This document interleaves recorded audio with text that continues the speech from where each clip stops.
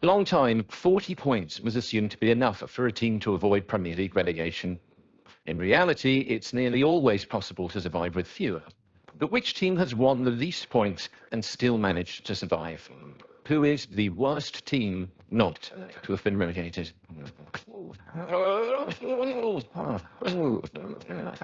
Of course, there are different ways of measuring this. Games won and lost, and obviously goal difference.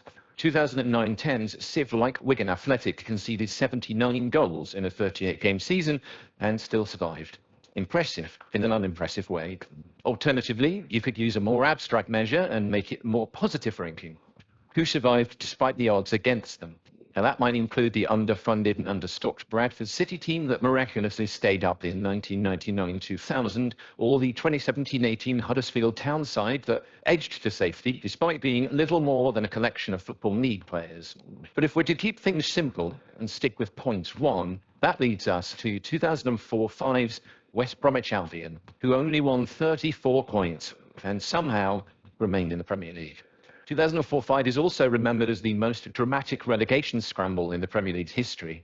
After 37 games, West Brom were actually bottom of the table and entered the final day in a four-way duel with Southampton, Crystal Palace and Norwich City. It was a weak league, and that helps to explain why the points title was so known. We've actually covered that day in more detail in a separate video. But that West Brom team was interesting in its own right. For context, the club was amid a yo-yoing decade. They were the boing boing baggies.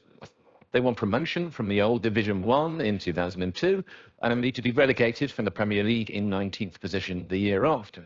Manager Gary Megson would lead them straight back, though, as they cantered to second-place promotion in 2003-04, setting the stage for one of the strangest survival campaigns that league had and still has ever seen. The squad that won promotion wasn't dramatically strengthened. Lively Football League forward Robert Earnshaw was signed from Cardiff City for £3 million.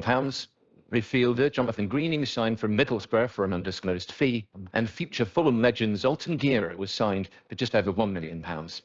It was a ragtag bunch. Also signed were former Arsenal flop Junichi Inamoto, grizzled First Division veteran Darren Purse, and future Manchester United goalkeeper Thomas Kuszczak. And in an unexpected flourish, the mercurial Arsenal forward Carnu, who was still just 28, swapped North London for the Midlands, joining on a free transfer. But the biggest news of the summer was a departure, and a forced one. Lee Hughes, who'd been a prolific goalscorer for the club in 2 separate spells and who'd been top scorer the season before, he was heading to prison. In August of 2004, he was convicted of causing death by dangerous driving and sentenced to 6 years. He would eventually serve over 3, but West Brom responded by cancelling his contract. Now, the season itself didn't actually start badly. 3 straight draws teased a level of competitiveness that wasn't really there. Between the end of August and late January the next year, however, Albion would win just once. Aside from that sole victory against Bolton, they would suffer heavy losses against Chelsea, Crystal Palace, Manchester United, Birmingham and Liverpool, and turmoil quickly set in. Megson wouldn't last until the end of the autumn. He was sacked in late October, and after Albion were placed under caretaker manager Frank Burrows, former Manchester United midfielder Brian Robson took over in November. It took almost a month for his impact to be felt. Before it was, the club's season would include a comedic moment which is still remembered today, with Carnu missing an almost unmissable chance from under the crossbar against Middlesbrough. Albion were 2-1 down in Robson's first game in charge, and Carnu's miss denied them fight. It characterised the growing sense of futility, and yet the team would rally. Albion ended 2004 and started 2005 with draws against Manchester City, Bolton and Newcastle. In the transfer window, veteran goalscorer Kevin Campbell joined on a free transfer, midfielder Richard Chaplow was signed from Burnley, and Manchester United prospect Kieran Richardson moved down to the Black Country from Old Trafford. Albion's resurgence was impressive. Despite 13 straight weeks at the foot of the table and beginning with a 2-0 win over Manchester City at the Hawthorns on the 22nd of January, Albion would lose just 4 times in the league during the rest of the season. On the season's final day, even though they began in 20th place and needed other results to fall their way, Albion knew that they still had a chance of beating the drop. And miraculously, the stars aligned. Norwich were thumped away to Fulham, Southampton were beaten at home by Manchester United, And despite leading, Crystal Palace conceded a late goal at the Valley to be held by Charlton Athletic.